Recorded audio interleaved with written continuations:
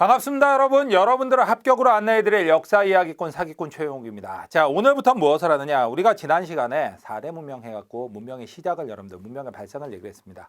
그랬는데 그 이후부터는 무엇을 해야 되느냐? 솔직히 말하면 여러분들 중국 문명은 당연히 황허 문명은 중국사에, 그 다음에 인더스 문명이 인도사에 영향을 줬고요. 그 다음에 이집트 문명과 그 다음에 메소포타미아 문명은 실제로 어디라 영향을 주면 그리스와 로마 쪽에 영향을 주면서 유럽사 쪽에 영향을 주게 됩니다. 그래서 우리가 여기 문화사를 공부할 때도 솔직히 이거별로 좀 나눠야 돼. 그래갖고 우리가 뭐부터 시작을 하면 오늘 중국사를 본격적으로, 오늘부터 이제 중국사를 본격적으로 들어갈 거예요. 그래갖고 중국을 쭉 정리해 드릴 테니까 하나하나 한 시대 한 시대 여러분들이 잘 따라오시면 됩니다. 자, 그렇다면 우리는 이제 어느 시대가 되느냐? 우리가 지난 시간에 중국의 국가체제에서 배웠던 게 제일 먼저 배운 나라가 바로 어느 나라가 있었습니까? 하나라가 있었습니다. 기억나시죠? 자, 그리고 두 번째로 배웠던 게 상나라가 있었어요. 상나라. 상나라는 다른 말로는 무슨 나라라고도 한다? 은나라라고도 얘기를 합니다. 그리고 맨 마지막에 나온 나라가 바로 뭐가 있었냐? 주나라를 얘기를 했었어요. 주나라. 기억나죠?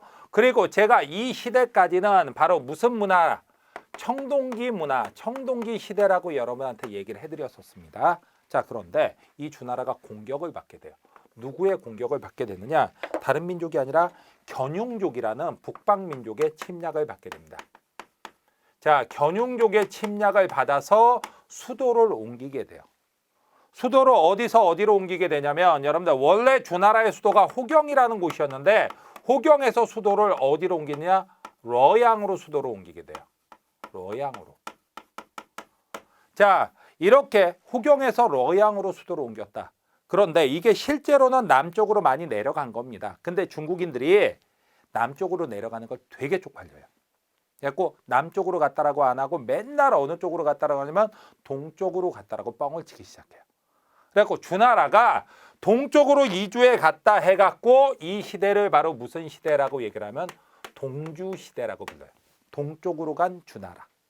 동주시대라고 얘기를 합니다. 그래서 이 견융족의 침략을 받아서 수도가 호경에서 러양으로 옮겨지기 이전의 주나라를 다른 말로는 뭐라고도 하지만 서주라고도 얘기를 해요. 서주라고도.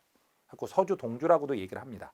그런데 우리는 보통 이 동주시대를 동주라고 얘기를 많이 안 하고요. 무슨 시대라고 하느냐? 두 시대로 나눠서 자, 무슨 시대라고 하면 춘추,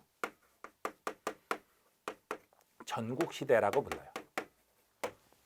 춘추 전국시대라고 부르는데 보통 중국의 혼란기를 대표하는 말, 우리가 동양에서 춘추 전국시대의 혼란기다 이런 얘기를 할 정도로 중국이 혼란기에 빠졌던 시기가 바로 이 시기가 됩니다. 거의 550년 정도가 돼요.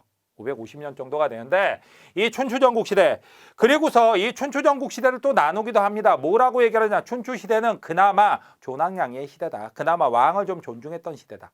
하지만 전국시대는 이제는 약육 강식 왕이고 뭐고 필요 없다. 다 때려 부시는 시대다. 이렇게 얘기를 하기도 하지만 그냥 우리는 춘추 전국시대라고 구분을 해도 여러분들 문제 푸는데 별 지장이 없습니다.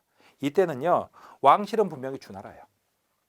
근데 문제는 이 왕실인 주나라보다 더 잘 나가는 제후국가들이 나오게 돼요. 그 제후국가들이 몇 나라가 있었느냐? 춘추 시대에 잘 나가는 제후국가가 5개 나라가 있었어요. 그래갖고 이걸 바로 뭐라고 해요? 춘추 5패. 그 다음에 전국시대에 잘 나가는 제후국가들이 7개 나라가 있었습니다. 그래서 그걸 바로 뭐라고 하느냐? 전국 7웅이라고 얘기를 해요. 춘추패 전국 7웅이라는 게 나오게 되죠. 이런 단어가 혹시 떴다 그러면 여러분들 춘추 전국시대라고 생각을 하면 됩니다. 자, 그런데 이때 어떤 변화가 있었는지 여러분들 한번 봅시다. 제일 먼저 나오는 건 여러분들 봉건제도가 약화됩니다. 봉건제가 약화가 되고요. 그 다음에 무엇이 처음으로 등장하느냐? 군연제라는 게 처음으로 등장을 해요. 등장을 한다? 이게 도대체 무슨 얘기입니까? 하는데 일단 여러분들 이해를 하죠. 자, 이해를 시켜드리죠. 군연제가 왜 약화되느냐? 혈연 중심의 종법적 봉건제는 시간 지나가면 무조건 약화돼요. 왜 시간이 지나가면 무조건 약화됩니까? 이유는 간단하죠. 처음에 왕이 있었습니다. 큰아들에게는 왕을 줬습니다. 작은 아들들에게는 제후를 줬습니다. 모두 다 기억하시죠? 그리고 나서 그 큰아들이 왕이 됐어요. 그래서 왕과 제후의 관계는 형제 관계였어요. 근데 그 다음 때가 됐습니다. 사촌 관계가 됩니다. 그 다음 때가 됐습니까?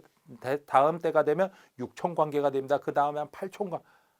이렇게 한 20대 흘러가면 이 두 분의 관계는 아는 사이 아니면 모르는 사이. 길거리에서 만나면 누구세요? 이렇게 될 수밖에 없죠. 혈연 중심의 종법적 봉건제는 결국 시간이 흘러가면 약화될 수밖에 없는 제도예요.